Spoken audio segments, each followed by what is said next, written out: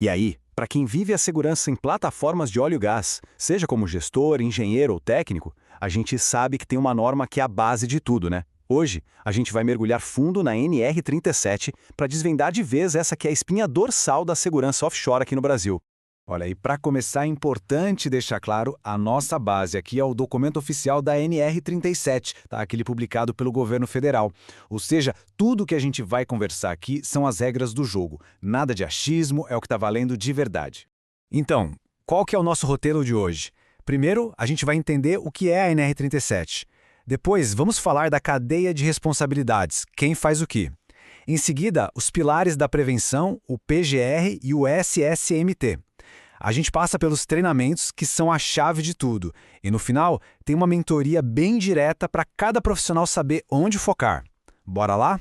Então vamos começar pelo começo. A NR37, gente, não é só mais uma norma na prateleira. Pensa nela como o alicerce de toda a operação segura em alto mar. Ela que dita o padrão para um dos ambientes de trabalho mais desafiadores e complexos que a gente pode imaginar. E o mais interessante é o objetivo dela. Sabe, não é só sobre evitar acidentes. A norma vai além. O foco é garantir a segurança, a saúde e, olha só, até as condições de vida a bordo. É um olhar completo, sabe? Pensando no bem-estar de ponta a ponta para quem está lá, embarcado. Beleza, agora a gente entra num ponto que é super importante. De quem é responsabilidade? A gente sabe que segurança é um trabalho de equipe, mas a NR37 é muito clara em definir o papel de cada um. Assim, ninguém fica perdido e a bola não cai no chão. E no topo dessa cadeia, a gente tem a operadora da instalação. Dá para pensar nela como a grande maestrina que rege a orquestra da segurança. E olha, a responsabilidade dela é gigante. É a operadora que controla quem entra e sai da plataforma, que garante que todo mundo, inclusive o pessoal das contratadas, esteja treinado. É ela que bate o martelo para aprovar os trabalhos de risco e que tem que deixar todos os perigos bem claros para todo mundo. Mas a responsabilidade não é só da operadora, não. As empresas que prestam serviço a bordo, as contratadas, também têm um papel super importante e deveres muito bem definidos. O ponto principal aqui é o seguinte: a empresa contratada tem que jogar conforme a música. Ela precisa seguir todas as regras de segurança que a operadora define e, óbvio, tudo que a própria NR37 manda. No fim das contas, a responsabilidade é de todo mundo e a colaboração tem que ser total. E agora a gente chega na peça talvez mais importante dessa engrenagem toda: os trabalhadores. A norma deixa muito, mas muito claro que cada pessoa a bordo não é só um passageiro, é um agente ativo da segurança. Isso quer dizer o quê? Que tem que colaborar, seguir os procedimentos, claro, mas o ponto mais forte aqui, sem dúvida, é o direito de recusa. A norma dá a cada trabalhador o poder, a autoridade, de parar uma tarefa se enxergar um risco sério, um risco grave e iminente. Pensa só no poder que isso tem. É a segurança acontecendo na prática, lá na ponta, evitando que o pior aconteça. Ok, já entendemos os papéis de cada um. Mas como é que a segurança é gerenciada no dia a dia? Bom, a NR37 se apoia em dois pilares gigantescos, o PGR e o SESIMET. Vamos lá, o PGR. Pensa nele como o cérebro de toda a operação de segurança. É um documento vivo, sabe, que está sempre sendo atualizado. Ele mapeia cada risco que existe na plataforma e, o mais importante, define o que vai ser feito para controlar esses riscos. E detalhe, cada plataforma tem o seu, é totalmente personalizado. E se o PGR é o cérebro, o SESIMT, bom, o SESIMT são os braços e as pernas.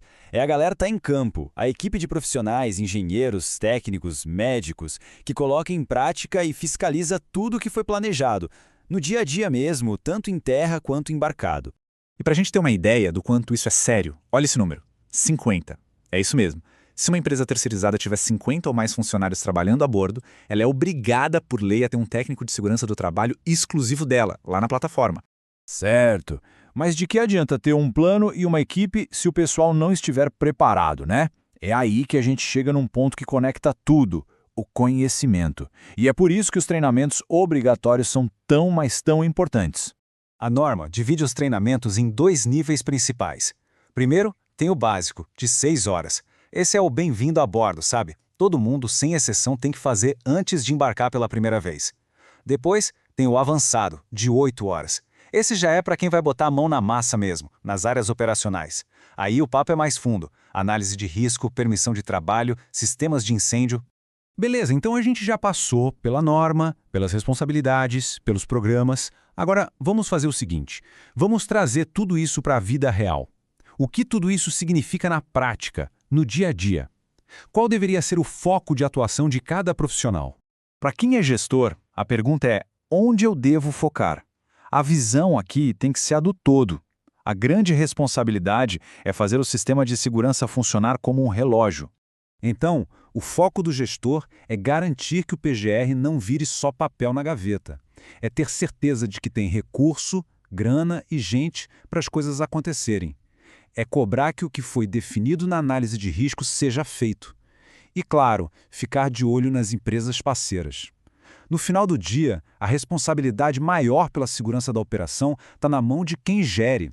E para o engenheiro de segurança, qual é o papel dele nessa história? Bom, o engenheiro é o especialista técnico, o guardião do conhecimento e do método.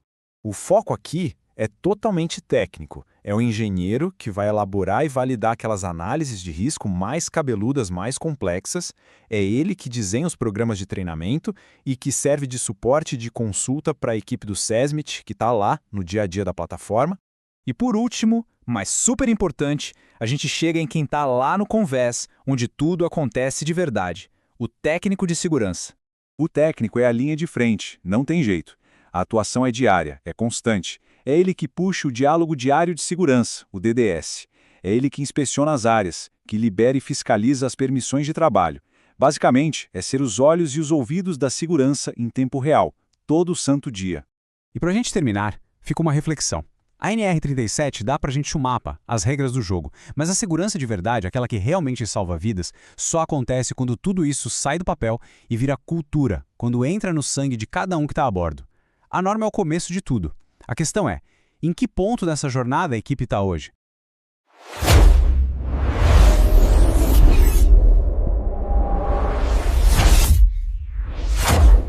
Próximo passo. Se você gostou deste conteúdo, não se esqueça de comentar o que achou, deixar seu like e compartilhar com os amigos.